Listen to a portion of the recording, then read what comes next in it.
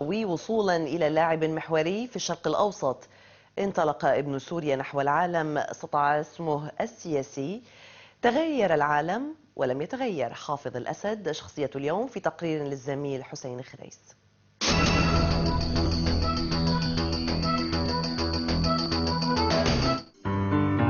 لو فرطت بمتر واحد من بحيرة طبرية لكنت قد أعطيت الحق لحارسي بأن يقتلني، لأني بذلك أصبح غير مؤتمن على حق الشعب. وعلى هذا النهج حكم حافظ الأسد، فاستسلم للموت من دون أن يوقع. ولد الأسد عام 30 في قرية القرداحة لأسرة علوية تعمل في فلاحة الأرض، لكنها تمكنت من تعليم ابنها في مدارس اللاذقية الرسمية. حلمه الأول بدخول لبنان كان من بوابة العلم، لكنه لم يتمكن من الالتحاق بكلية الطب في الجامعة اليسوعية ببيروت لتردي أوضاعه المادية. ومن شهادة الفرع العلمي التحق حافظ الأسد بالأكاديمية العسكرية في حمص، وتخرج برتبة ملازم طيار ليشارك بعد ذلك في بطولة الألعاب الجوية ويفوز بها. انضم إلى حزب البعث عام 46 قبل أن يصبح رئيسا لاتحاد الطلبة في سوريا. زاد نشاط البعثيين بعد سقوط حكم أديب الشيشكلي واغتيال الضابط البعثي عدنان المالكي على يد السوريين القوميين، فاختير الأسد للتدريب في مصر على قيادة الطائرات النفاثة، ومن ثم أرسل إلى الاتحاد السوفيتي ليتلقى تدريبا إضافيا على الطيران. حل حزب البعث عام 58، فشكل الأسد تنظيما سريا عام 60 عرف باللجنة العسكرية، وهي التي حكمت سوريا فيما بعد.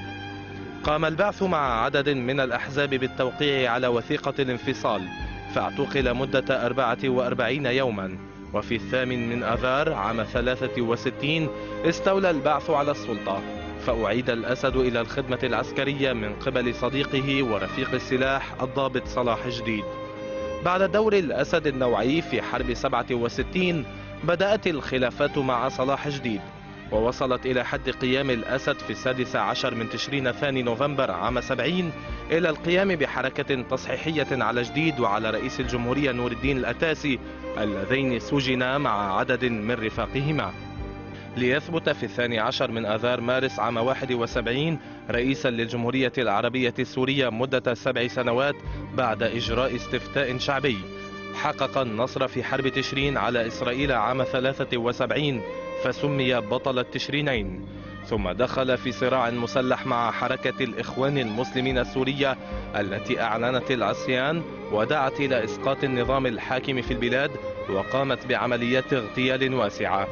أحكم الأسد قبضته النارية على حماه، وكلف الجيش دخول المدينة وسحق عصيانها بيد من حديد. وسجلت اللجنة السورية لحقوق الإنسان المعارضة إبادة أسر كاملة صبيحة 8 من شباط عام 82، ما عرف فيما بعد بمجزرة حماه. باليد الأولى أخفت الأسد صوت الإخوان المسلمين إلى الأبد، لكنه أعطى باليد الأخرى عمرانا في المحافظات السورية كافة. رفض سلام الضعفاء من كامب ديفيد، لكنه مشى إلى مؤتمر مدريد عام 91 عزل الأسد، ومع ذلك لم يوقع، واتكأ على وحدة المسار التفاوضي مع لبنان، متمسكا بورقة المقاومة في الجنوب والتفاوض تحت خط النار الساخن.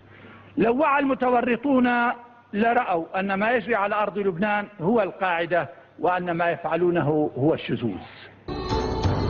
بقيت سوريا ومن خلفها لبنان ما وراء حدود الاتفاق وتحت سقف التفاوض، وبمسارين ومصير. تفيأ لبنان ظل سوريا بعد أن طلب مسيحيو الوطن المتقاتل من الأسد عام 76 الحضور حالا لرجحان كفة اليمين على ثورة الفلسطينية والمد اليساري، فكانت قوات الردع العربية.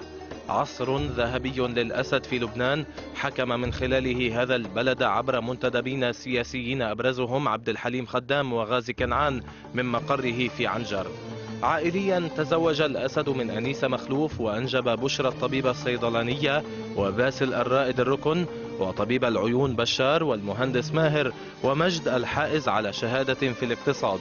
علم كل أولاده في المدارس والجامعات الرسمية السورية، وكان قد عاقب أحد الضباط لأنه ميز بين أحد أبنائه وآخرين ممن خدموا العسكرية. إلا أن الأب كان حنونا جدا، يخصص أوقات الفراغ للعائلة ليستمع إلى هواجسها. كان أنيقا وكلاسيكيا، يحب اختيار ربطة العنق بنفسه. وعلى الرغم من كثرة عوارضه الصحية في أيامه الأخيرة، كان يجلس ساعات طويلة من دون أن يغير طريقة جلوسه. حتى قال جيمس بيكر أحد المسؤولين الأمريكيين: كنا نخشى من انفجار المثاني عندما نجلس مع الأسد. وعند دخوله المستشفى أمر بألا تغلق الطرق، قائلا للمسؤولين عن أمنه: إذا كنتم تخشون الناس فأنا لا أخشهم. رحل أبو سليمان عن مسرح الحياة التي لم ينم فيها سوى 4 ساعات يوميا، وسجل التاريخ أن الأسد هو الرئيس العربي الوحيد الذي لم يزور البيت الأبيض ولم يطأ الأرض الأمريكية، وسجل أيضا أنه رفض الخطوط الحمراء فيما كان يشارك في وضعها.